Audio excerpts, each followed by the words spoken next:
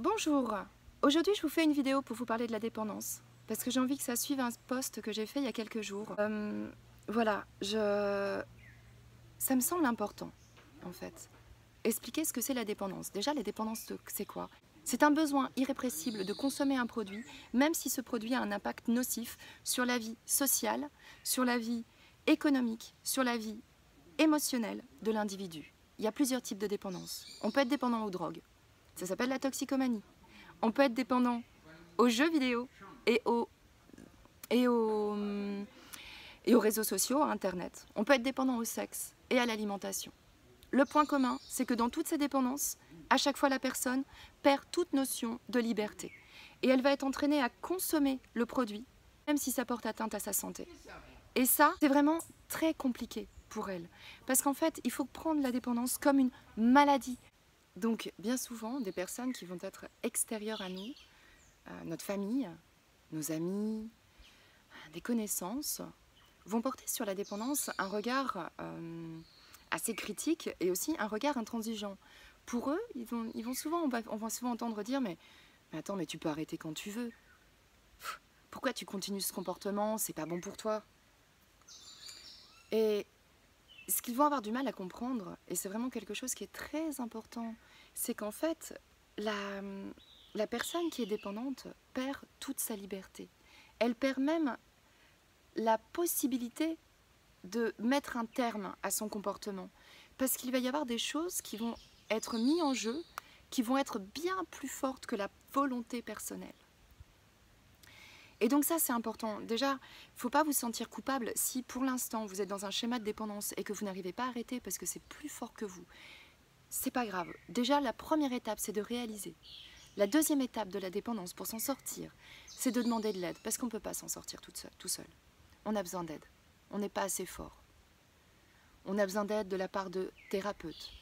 On a besoin d'aide de la famille, d'avoir de la compréhension. On a besoin de mettre en place une nouvelle routine de vie qui vient remplacer cette dépendance. Pour vous expliquer un petit peu ce concept de perte de liberté, les chamans, eux, associent la dépendance à différentes substances, à des entités. Par exemple, le cannabis, c'est une sirène. Et les sirènes du cannabis sont jalouses et possessives. Cette plante, elle ne veut pas vous laisser tout seul. Donc quand vous êtes vraiment dépendant au cannabis, et ça c'est quelque chose de très compliqué à arrêter, moi je le sais parce que je me bats contre le cannabis depuis 20 ans. Et il y a des moments où je réussis à arrêter, des moments où je replonge, et des moments où je suis à nouveau dans ce processus de dépendance, mais c'est ok, ça aussi ça fait partie du processus, la rechute. C'est tout à fait normal, il ne faut pas s'en vouloir. Donc le cannabis c'est une sirène. Et la sirène du cannabis, elle est jalouse, elle ne veut pas vous laisser tranquille. Donc elle fait tout son possible pour vous attirer à elle et pour que vous restiez seul. Et elle vient chuchoter à votre oreille. Viens fumer encore un petit joint. Juste un rien petit, ça te fera pas de mal. Et tout le monde sait que le chant des sirènes, c'est ce qui a causé la perte de bien des navires et qu'il est très difficile d'y résister. Donc la dépendance au cannabis est réelle. Et c'est très compliqué de s'en sortir. En ce qui concerne l'alcool, c'est une sorte de gnome. Un lutin. Un petit lutin qui va venir dire non, allez, vas-y, viens, bois un dernier petit coup avec moi, allez, vas-y, on s'en met un derrière la cravate. Tu vas voir, on va beaucoup rigoler. Et qui vous attrape comme ça. La dépendance à l'alimentation. C'est un ogre qui a toujours faim et qui va vous pousser à vous remplir de nourriture jusqu'à ce que vous arriviez à lui ressembler finalement. Et cet ogre est insatiable. Et il est là, et il vous demande de manger, parce qu'il a besoin qu'on le remplisse. Et donc vous remplissez cet ogre, en vous remplissant de nourriture, vous remplissez cet ogre énergétique qui est là autour de vous. La cocaïne, c'est un vampire. Très chic, très sensuel. Et qui vient vous sucer toute votre sang, toute votre énergie vitale. Et qui vous entraîne dans cette consommation à ne jamais vous arrêter non plus.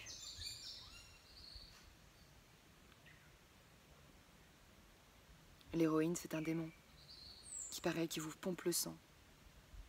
Et quand on commence à imager comme ça et à comprendre ces différents types d'addictions, ces différents types de produits, ces différents types d'entités qui peuplent vos corps d'énergie quand vous consommez ces drogues et qui vont vous entraîner, et bien on comprend mieux pourquoi on n'arrive pas à arrêter et pourquoi c'est plus fort que nous.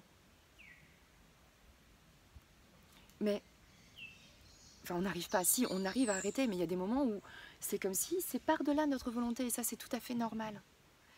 Vraiment le principal c'est de demander de l'aide à quelqu'un, peut-être d'intégrer un programme de soutien pour pouvoir discuter, pour rencontrer des gens qui sont dans la même problématique que vous. Ça c'est très important, voir qu'on n'est pas seul. Et je ferai d'autres vidéos si ça vous intéresse, pour donner des clés pour vous aider. Moi, ce qui m'a beaucoup libérée dans mes dépendances, ça a été la pratique du Hatha Yoga et du yoga du son, surtout du yoga du son. C'est ce qui m'a vraiment permis de combler les manques, de combler le vide que je ressentais à l'intérieur de moi. Parce que, en fait, pourquoi on devient dépendant? Pourquoi est-ce qu'on se tourne vers la consommation de drogue? Ou pourquoi est-ce qu'on va se remplir de nourriture jusqu'à avoir envie de vomir? Pourquoi est-ce qu'on a ces comportements? Mais en fait, la personne qui est dépendante, elle acquiert ce comportement parce que la souffrance intérieure qu'elle ressent est tellement forte, tellement importante, tellement insupportable, que la seule solution qu'elle trouve pour mettre fin à sa souffrance, c'est la drogue, c'est de manger énormément, c'est de s'évader dans un monde virtuel de jeux vidéo ou de réseaux sociaux.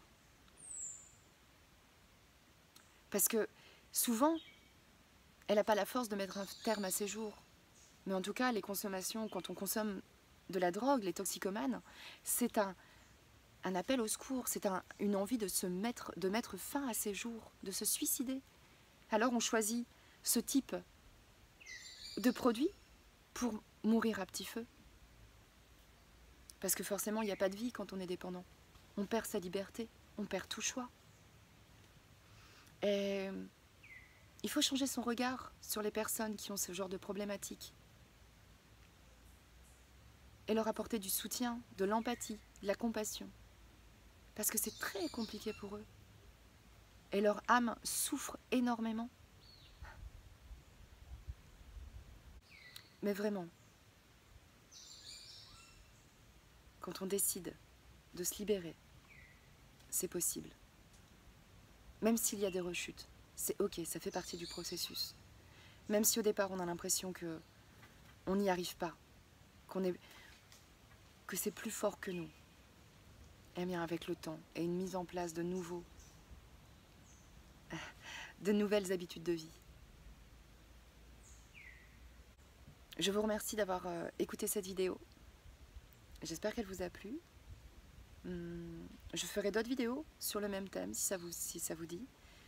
Peut-être pour parler plus en profondeur de différentes techniques qu'on peut mettre en place au quotidien pour justement aider à supporter les sensations de manque, pour essayer de retrouver la joie intérieure. N'hésitez pas à liker, à la partager et à vous abonner à ma chaîne. Je vous dis à très vite.